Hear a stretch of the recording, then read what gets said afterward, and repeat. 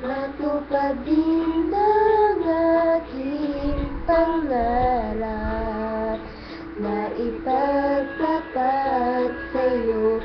Ibubulong ko na lamang sa alapaan ang sigaw ng damdamin ko.